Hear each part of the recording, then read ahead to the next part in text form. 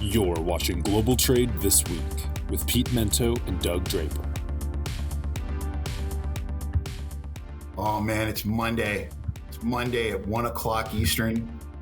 What's that mean? So it's 11 o'clock Mountain Time. I'm Pete Mento and that's Doug Draper. So you know what it means. Yeah. It's time for Global Trade This Week. How's it going, Doug?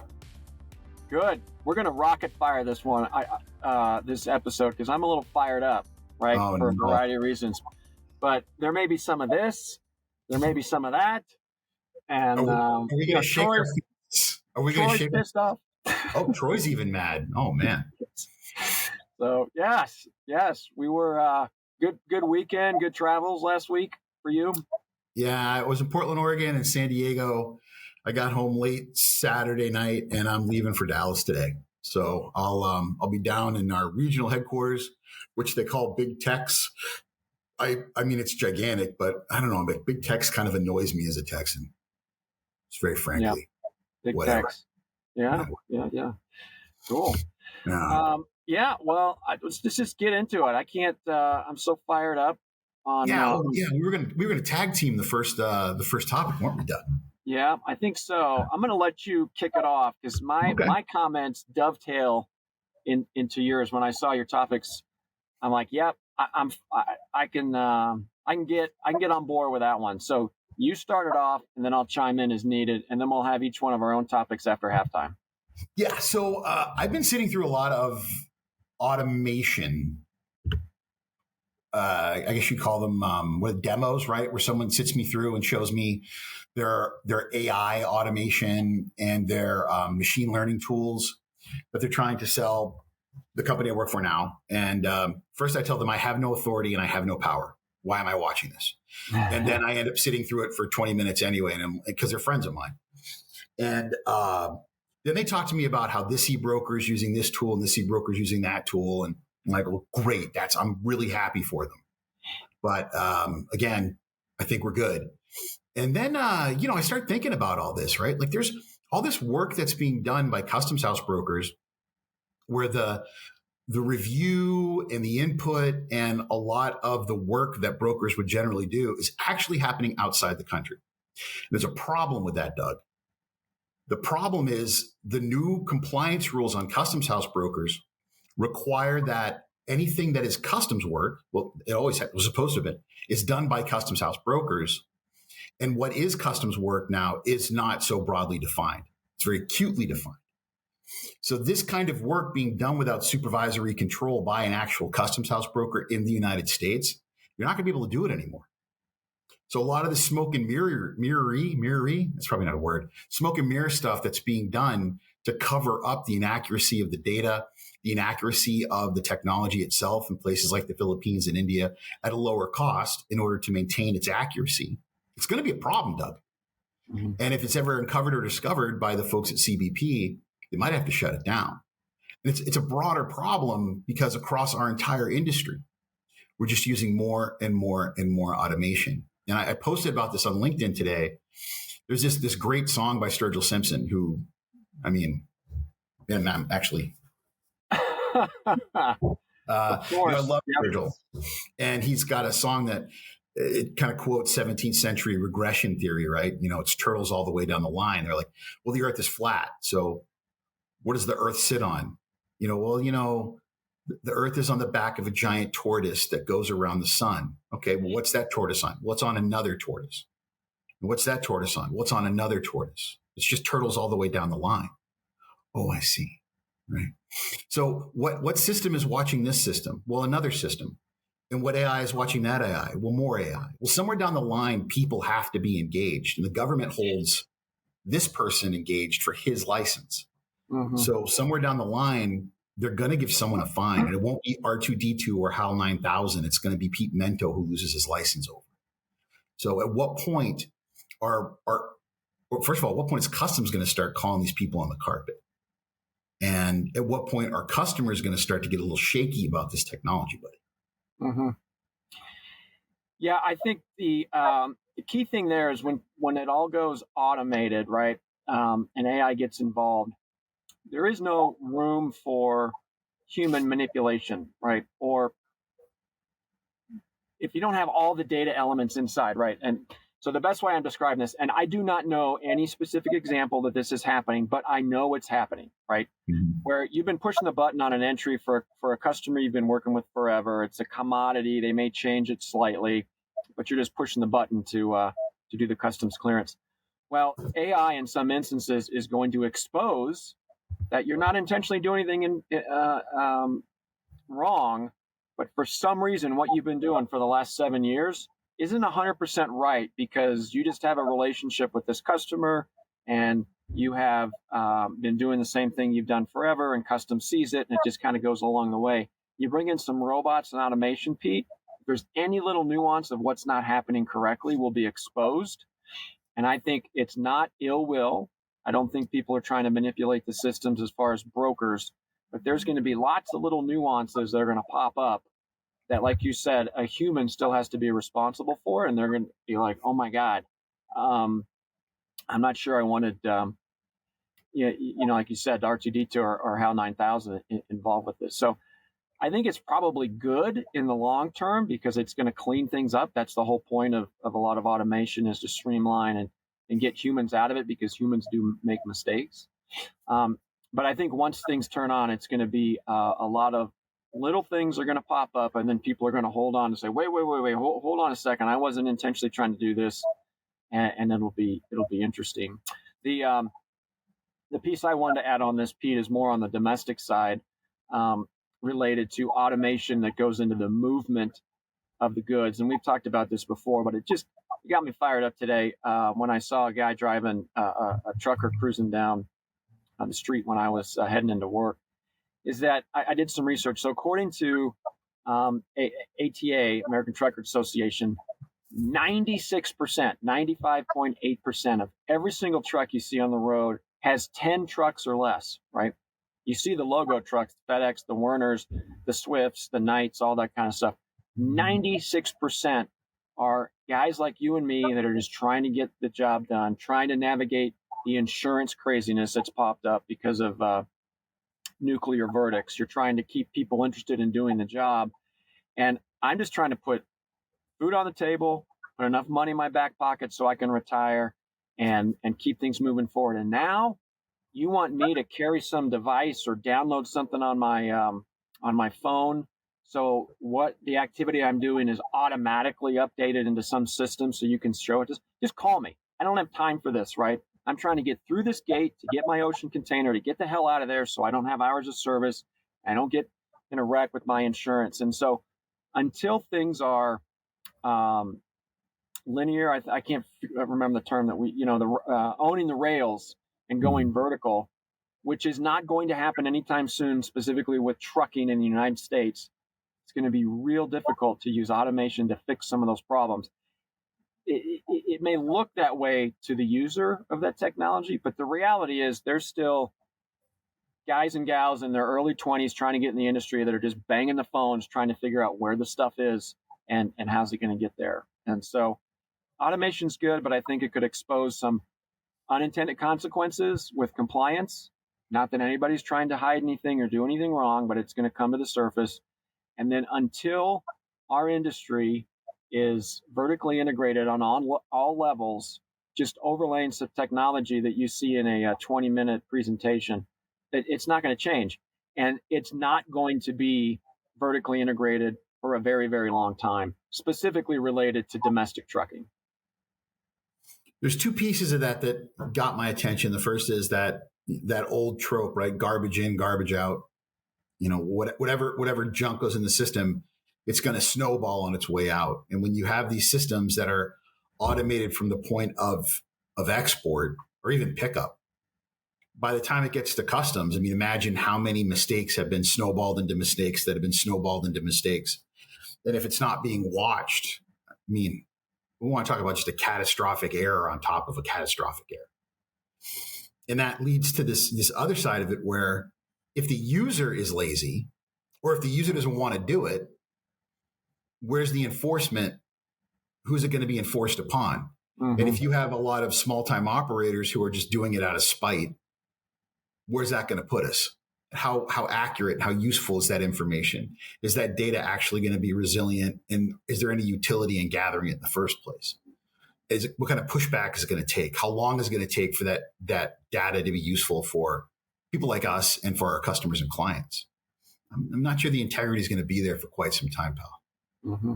Yeah, it'll be interesting. And I think some of the unintended consequences, everybody's talked about COVID and the impacts it's had on our industry. The unintended consequences of COVID that nobody ever thought, that's showing their being present years after the pandemic is over, that we're like, yeah, that's kind of because of COVID, right? Well, why can't kids read anymore? And why do they have no attention span? And why is this a second grade kid that's never been in school in his life that doesn't know how to write his own name? The unintended consequences of what's going to happen a couple years down the road is yet to be seen or defined. And you're just starting with it now. Yeah. So imagine what those unintended consequences of pure data integration are going to look like. And then the unwinding of it, if we ever, because right now there's no connectivity between all these companies and all these systems. What happens if someday we come up with a way to have connectivity? Now you're going to have to unwind all this stuff so that maybe it can work together. All that investment that companies are making. Well, now we have something new you have to invest in if you want them all to talk together. Great. It's like everything else. You put millions of dollars into software integration. Now you got to do it all over again. Yeah. I shouldn't complain. There's a lot of money in our industry for it, but I worry about our clients and how they're going to put up with it and all the toughness it's going to take for them to have to deal with it in this environment. Yeah. Interesting. Well, what people don't have to endure and deal with is a halftime that is boring and not interesting. And that's where we are right now, Pete, is going into halftime, right? That was a pretty piss poor transition that I tried to do my best at in the moment. You love the transitions too much. I was forced. A little too much. That one was forced, and I apologize to you and our audience for that one. But we are here nonetheless, and it's brought to you by Cap Logistics. Please check out caplogistics.com for transportation needs and services. They give us the platform. Speaking of platforms, Pete, let's. You want to go first? You want me to go first? Let her rip. I can go first. Yeah, I think I've spoken on the show before that I like to listen to music when I work, and a lot of the times when I listen to music when I work, I will pick musical genres and artists where I do not understand the language. Have I told you that before, Doug? No, not at all. Yeah.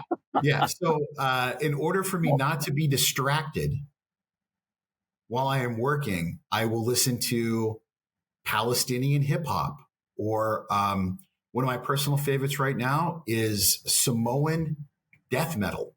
There's a great band called Shepherd's Reign.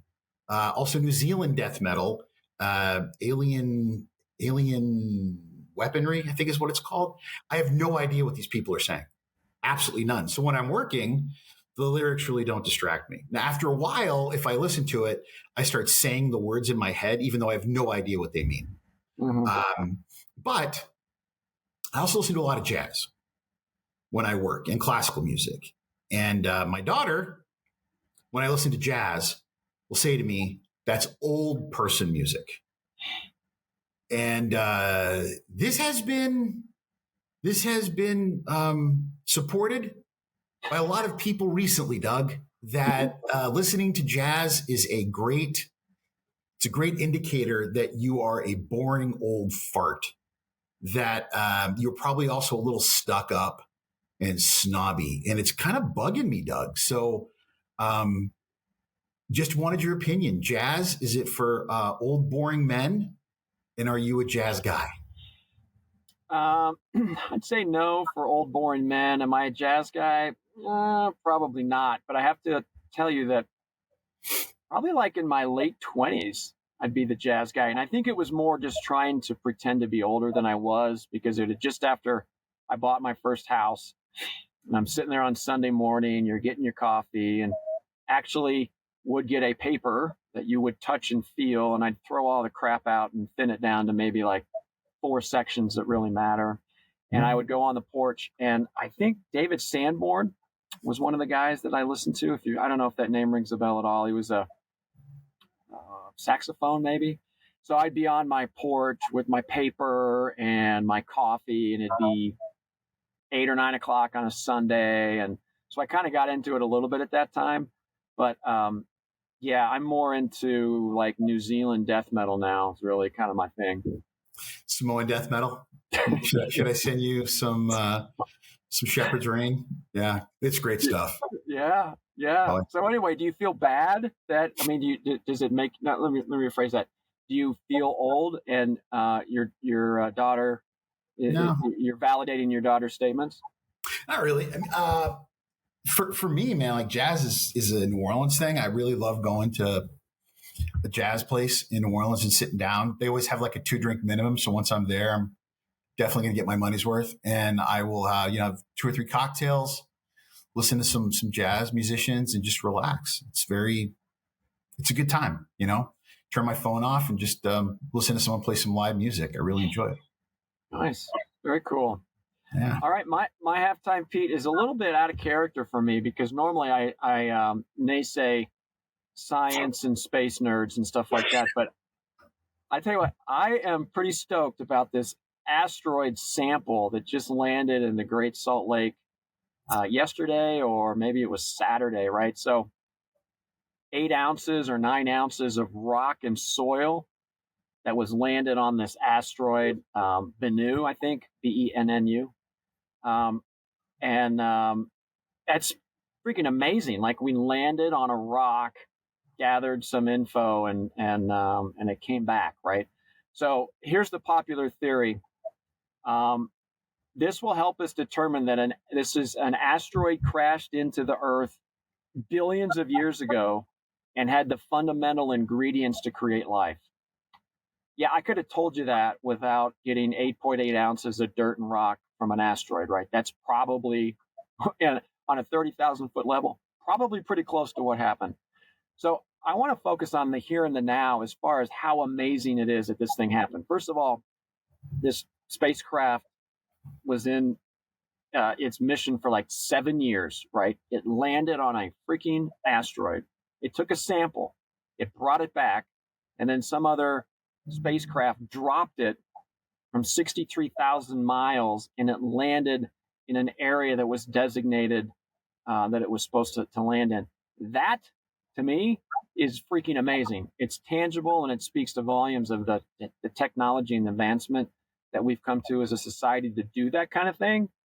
Now, I could have told you that the rock's going to say that the Earth is really old, and there's some collisions that happened that created life, right? I don't care about that. What impresses me is the technology that's here and now that enabled that whole thing to transpire in the last 7 years. So that's the call out for my halftime, is the cool technology that's with us right now, not what happened billions of years ago. Well, let's take it from the top. First of all, Doug, it was not an asteroid colliding with Earth that formed human beings. It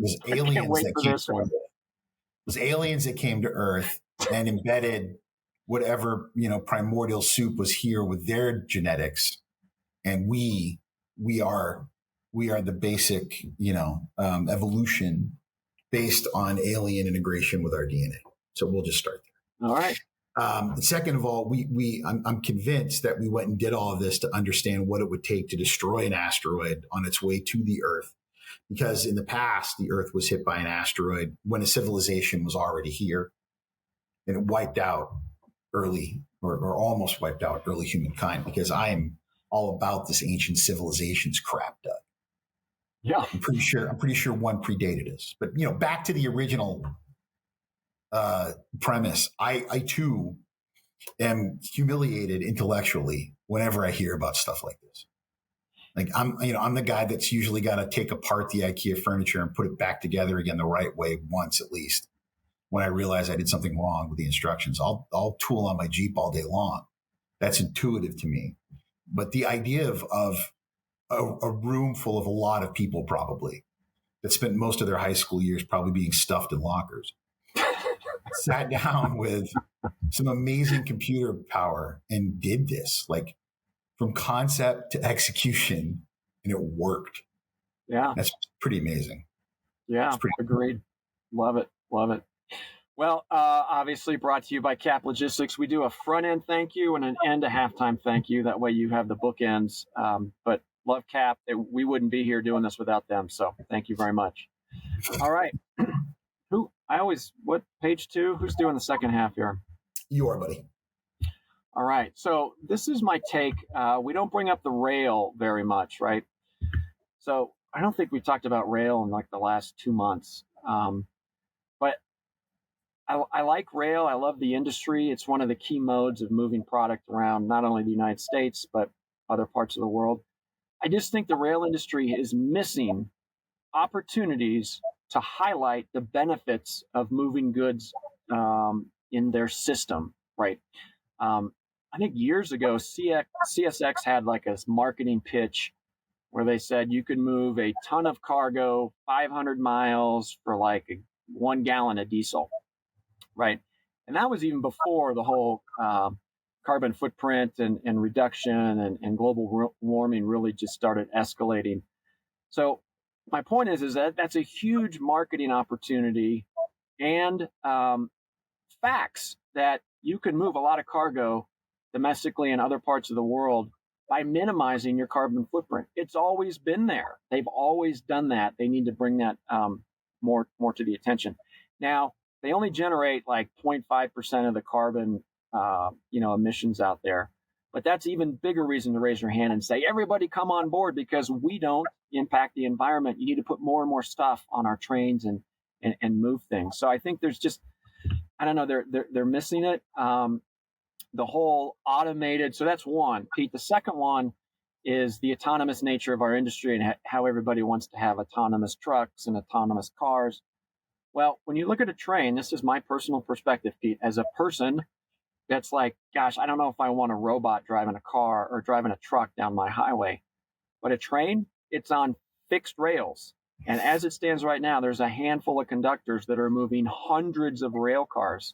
So the concept of saying, let's automate that whole thing, and it's more secure because it is on rails and a fixed connection system versus drivers and cars zipping all around, a highway like it's a gigantic fishbowl. That I don't think that there's been enough research. I know there has been, but the whole autonomous rail car thing is a huge opportunity to speak to, carbon footprint and taking things to the next level with taking humans out of the process. And, the whole idea of final mile, the driver shortages and things of that nature, let the rail do the heavy lift from point A to point B, and just let humans take care of the final mile stuff when they're in the cities. And so when I see news on rail that just isn't very exciting, it's just, to me, it's disappointing that there's so much there that can benefit the industry if it's properly messaged to the public and all the things that our industry and people in general want to see from a transportation entity. Reduce your footprint, make it safer, autonomous nature of the mode. It's crazy. It reminds me a lot of USPS that just can't get their act together and showcase and benefit, the power and strength they have with their network. So anyway, I love the rail. I'm not bagging on the rail. I just think there's a lot more opportunity that people have, or a lot more opportunity that's there that nobody's talking about or marketing or really taking that mode of transportation to the next level as a viable option when we're all trying to figure it out and save the planet and reduce the footprint onto our beautiful Earth. So anyway, there's my rant on the rail. You just couldn't help but get a dig in on my friends at the post office. Huh? Yeah, that's exactly why I put it in there. Just right there in the moment, I put it in. Couldn't help yourself. Yeah. There's no question that adopting rail as a primary means of moving containers across the country is not only better for the environment, it's also more efficient. It's a clear bridge to autonomous movement. It is shocking how few people actually work on the physical side of the train piece, but there are a lot of people in the yards and the such. But I mean, that's entirely different. and the vast amount of cargo that moves on those trains, and we kind of take it for granted. I mean, if you think about it, man, how often well, we do. I'm sure we think about it all the time. We see rail cars and we're like, oh, look, there goes a. Yeah. But I wonder how often Americans do. If you don't live in the middle of the country, you probably don't even see them all that much moving around. But I don't know the real statistics, but from what I understand, Doug, they're generally pretty safe, reliably safe. We do have more derailments than I think Americans realize. But they are generally safe compared to just mathematically the number of times that we do have truck accidents or trucking or automotive accidents. How often does the derailment happen where we have catastrophic loss of cargo and human life? I'm still hung up on the whole infrastructure thing, man. We need more rails. We need more rail heads. We need to be able to create it in such a way that we can take better advantage of it, and that comes down to a real estate problem. And it's just really tough to overcome. Yeah.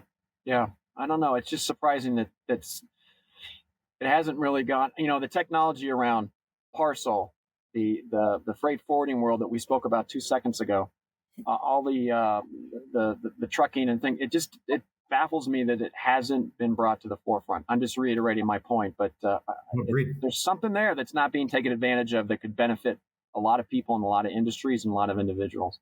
I agree. I completely agree. All right, bro, take us home. Yeah, sort of I guess I'd say almost fringy. I don't want to call it a conspiracy theory because there's way too much academic rigor going into this. Way too much academic analysis and thought that's being put up against this, bud. There's a real question right now about whether or not the Chinese are being honest regarding their population numbers. I've spoken about this on the show many times. The demographic curve for China is not good. It's not good for a lot of countries. But when you talk about a population the size of China, it gets a lot of attention. By 2100, we expect that the population of China will be at least less than 800 million. It's possible that it could be as low as 700 million, but it will certainly be below a billion. And that's based on estimates of a Chinese population that is hovering somewhere between 1.2 and 1.4 billion people. There is very credible evidence that the Chinese government, the CCP, has been grossly overestimating population numbers for some time now.